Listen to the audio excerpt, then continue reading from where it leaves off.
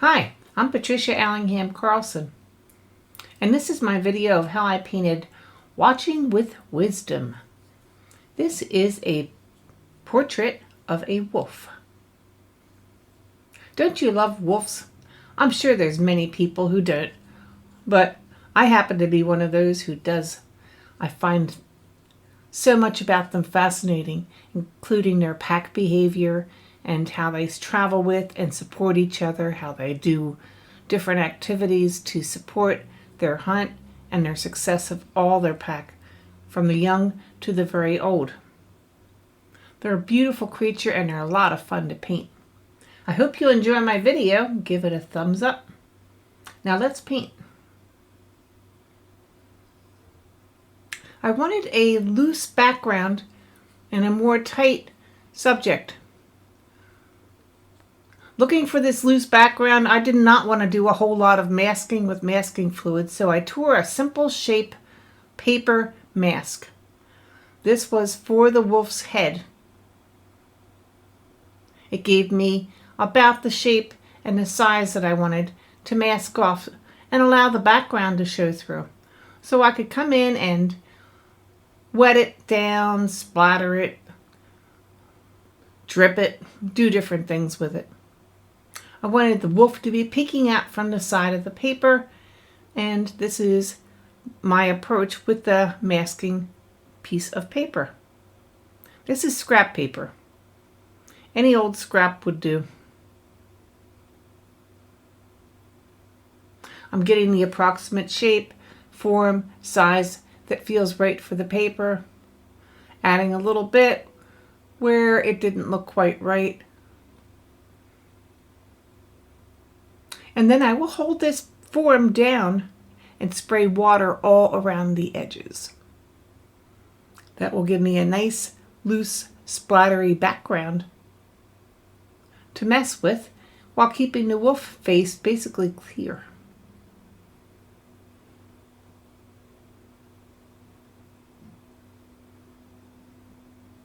Didn't want the paper to move around, so I did a little bit of taping to keep it in place.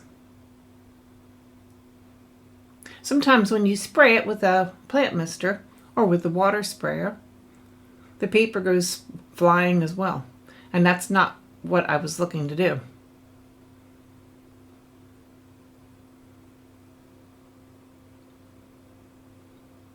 So here we are, the paper masking is in place.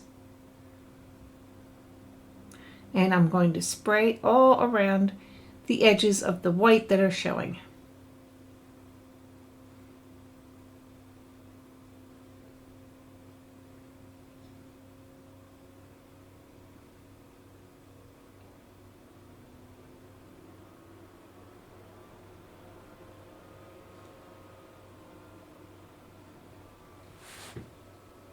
Here we go. I want a nice natural feeling. I want some foresty type of colors. So I'm using yellow ochre, I'm using cobalt blue, I'm using sap green, I'm using some hunter green.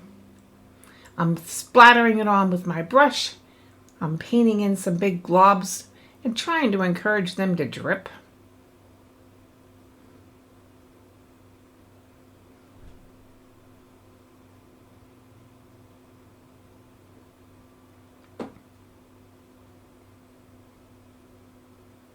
You can see I'm using some hooker green dark. I'm also using some indigo and some burnt sienna, whatever strikes me. I'm putting in a lot of concentrated color, again because watercolor fades, particularly when it's wet. I'm also allowing some of the colors of the wolf and his fur to mingle into the background colors. So I'll have a sort of a nice crossover.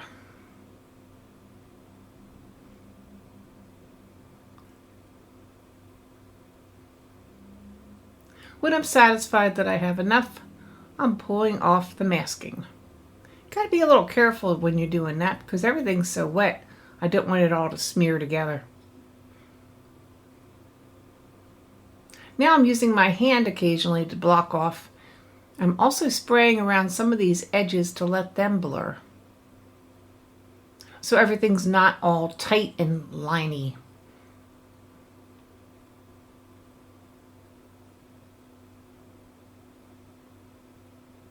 I'm looking at a photograph reference, painting in some of the darks that I see in the wolf and enhancing some of the darks around the wolf so that he will stand out a bit more. Where the fur is lighter, if the background's darker, the wolf's going to stand out.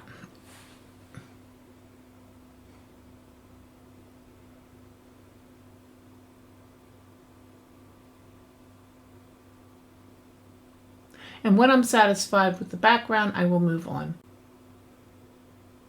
What's happening now is that the background has dried and I'm tightening up some of the outline edges to make them correspond with what I want for my wolf's head. Some things got a little too carried away, so I had to fix it. Now this wolf has a slight slant to his head. If you're doing an animal or a face of a person and there is a slant, then you have to make sure that all the features follow that same slant line. For example, if the ears are slanted to a certain degree, then the eye line will have to be slanted to the same degree. The nose will have to be slanted. The mouth will have to be slanted. If you have some things that are askew in one direction and not in another, it doesn't look well proportioned. So I am putting in the slant lines and sketching in my basic features, the muzzle, the eyes, the ears. I'm keeping it as a very light and simple sketch.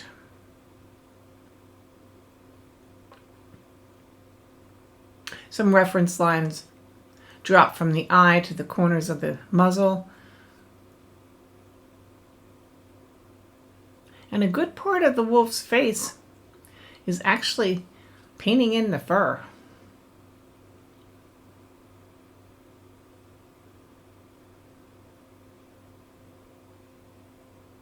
You could see me reinforcing this slant when I'm doing the eyes. My eyes are starting as just orbs, and then they will get their outline shape around them. So I'm blocking in the features with a light wash of watercolor.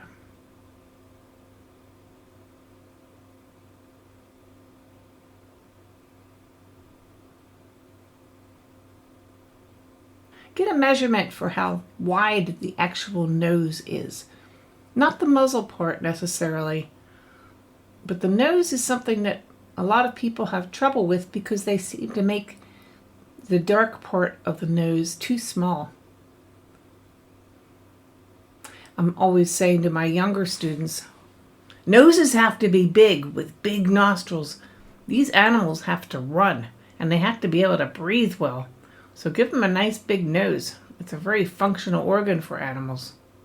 They have to sniff, they have to scent. Give them a nose. So watch yours. Make a reference. Compare the width of the eye, the eyeball, to the width of the nose. See what's wider, see what's narrower. I do the same kind of measuring with the ears to make sure that they're long enough and not too long.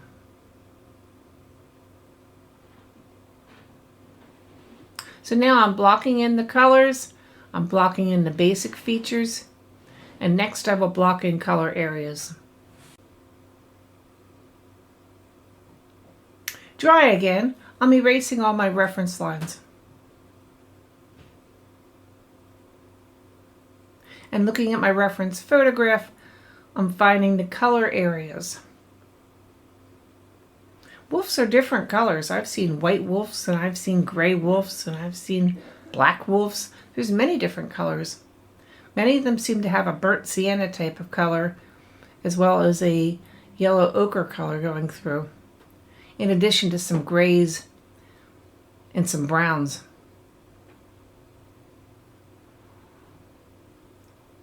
And that's what my wolf's going to have.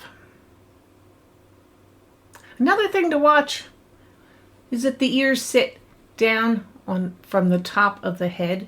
They do not perch along the top of the head unless the wolf is putting his head way down. So look at your wolf's ears and how they sit on the head. Generally, they're going to be downward from the very tippity top of the head. Check it out. And this does change according to the position of your animal's head and face.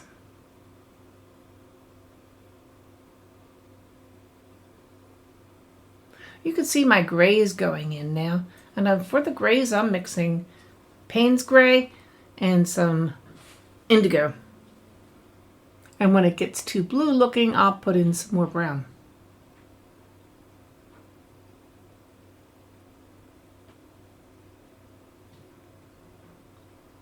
After I have the basic color areas blocked in, I'm beginning to do all my color areas with a fur type of stroke, which is a directional stroke. If the wolf's hair is going up and down, you don't want to paint it back and forth and across. So look at the direction of your animal's hair and try to follow it with your brush as you fill in the colors.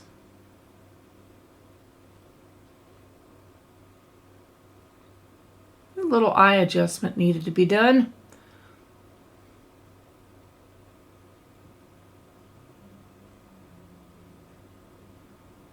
And a little splatter. I think the splatter might keep things on the looser side and the fresher side. And that's what I'm trying to do in this painting anyway.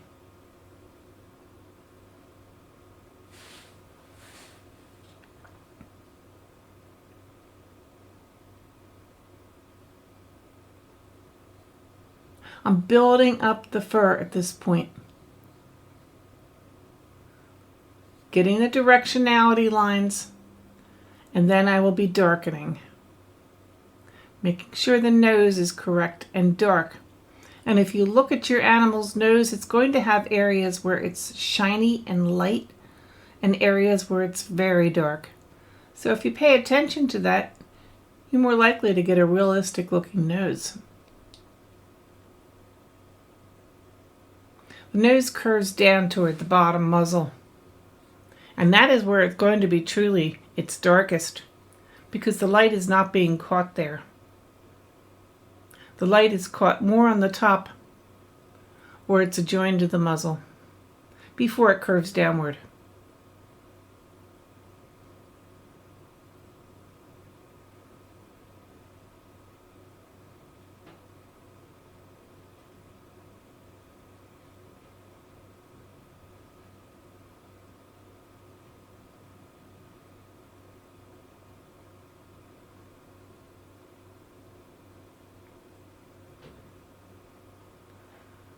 Checking those angles again, making sure that they are at the same slant.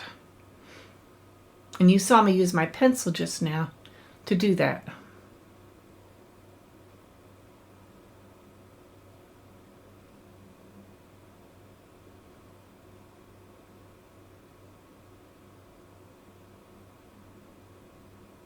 And my eye keeps wanting to lower the right eye, which should be higher.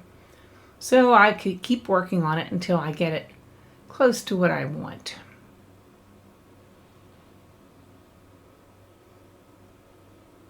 Next thing I'm looking at is where the strongest darks are on this wolf, and where the light source side is, and where the more shaded side is. I'm looking at how the hairs form around the auditory opening on the ears. Trying to keep these hairs long looking, and also I'll put the shading into them.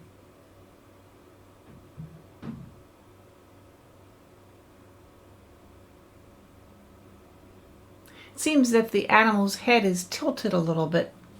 They look more inquisitive, and that was the look I was trying to go for.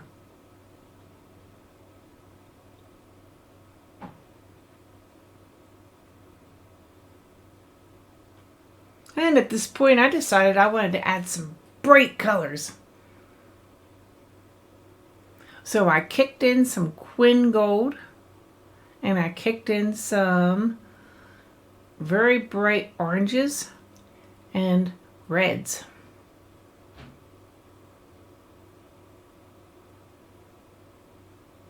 They were not in my photographic reference. I just liked how they looked, so I put them in.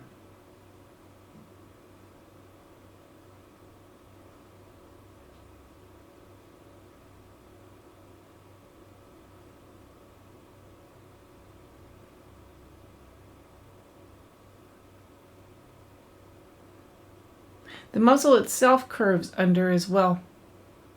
So it's more heavily shaded on the bottom of the muzzle and down toward the mouth than at the top where it actually sticks out and is one of the most prominent points on the animal's face.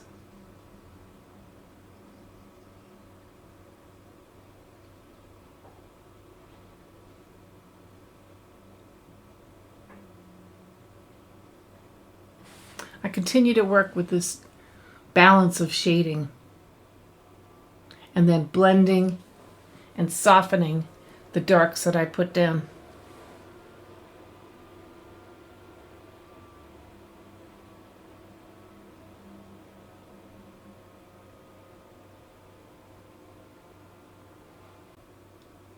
I'm brightening those bright colors that I put down yet again.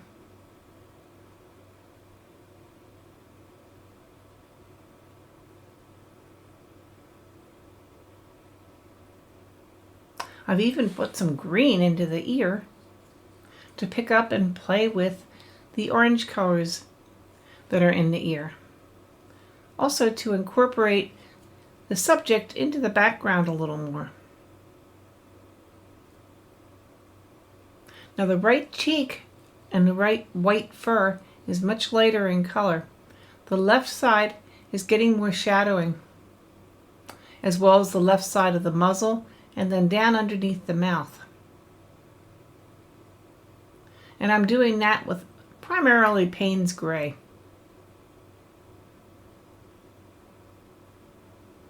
I've noticed Payne's Gray likes to fade and get much lighter when it dries, but it's such a good color that I use it a lot, but I just have to add more and more glazes or color washes to get it as dark as I want it to be.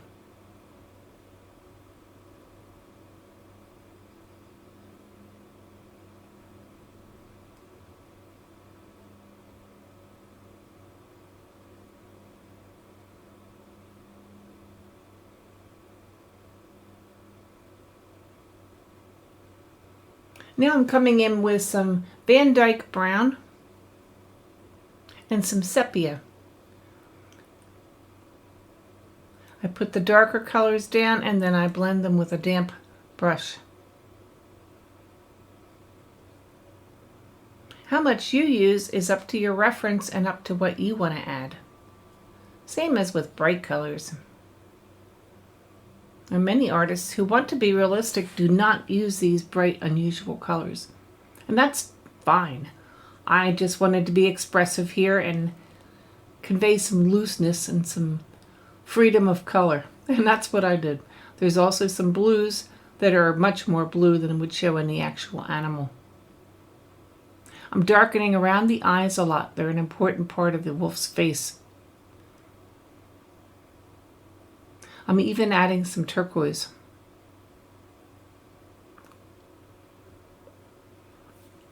Time to fill in the eyes.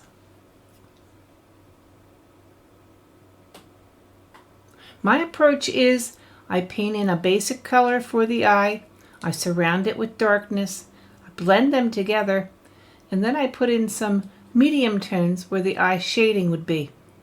Examples of where I would put shading is right beneath the eyelash line, where the lashes would actually shade part of the eyeball and the iris. And on the edges, where the sphere of the eyeball curves back inward. I also place the pupils and try very hard to get them centered so they are both looking in the same direction. I also try to leave a light area for a glint of light on each of the eyes, and I try to place it in the same vicinity on each eye.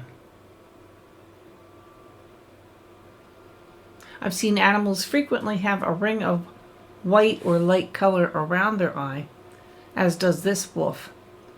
So you could see where I've left this light color above and beneath it.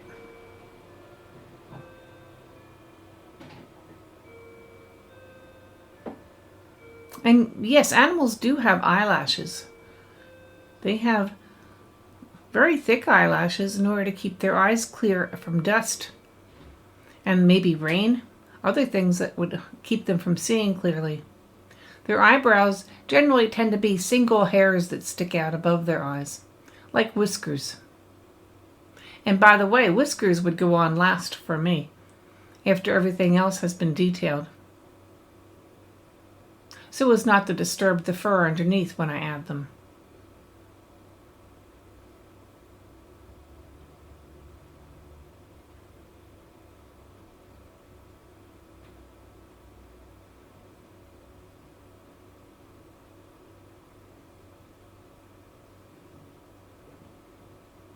You could see I'm building up the darkness in the eyes for a second layer. And I've used indigo and Payne's gray to get this dark. For the nose, I also ended up including sepia and some purple to make it darker still.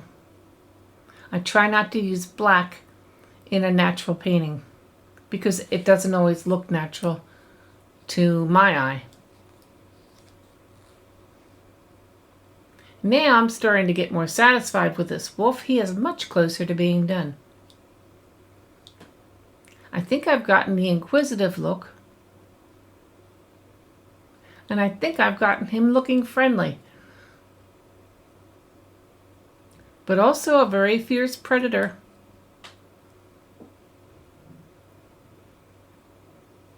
And a predecessor of man's best friend.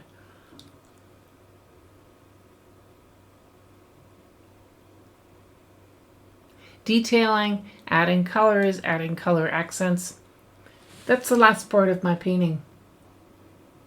To the background, I've added some long, straight, vertical lines to resemble tall pine trees. And now I'm adding some deep hooker's green dark, very loose pine needles and foliage to enhance that foresty feeling.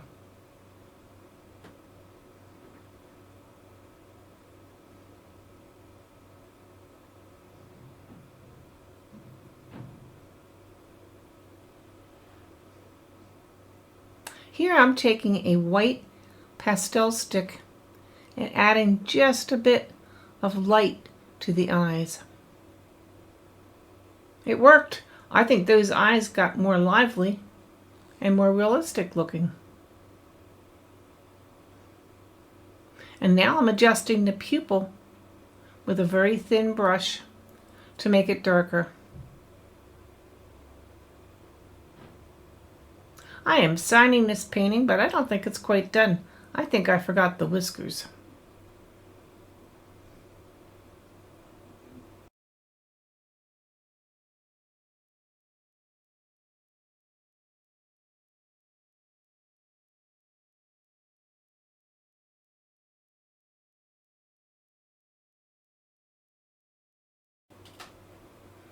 Doing a little evaluation from a distance. And then going back in with my very fine brush to do some eyelash eyebrow work and to add those whiskers. I want them to be thin. I don't want to overdo them. I would much prefer to make fewer whiskers than are there than too many whiskers and make the animal look like a crazy hairy creature. You can always add more whiskers if you need to, but they're pretty much harder to take away.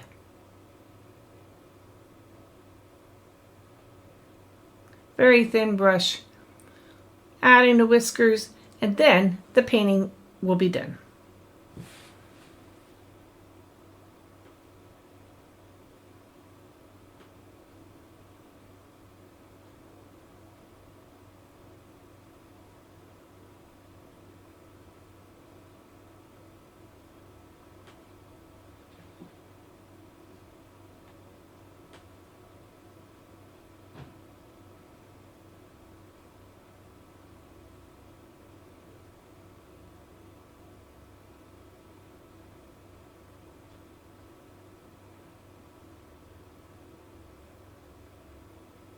Well, that was a fun one.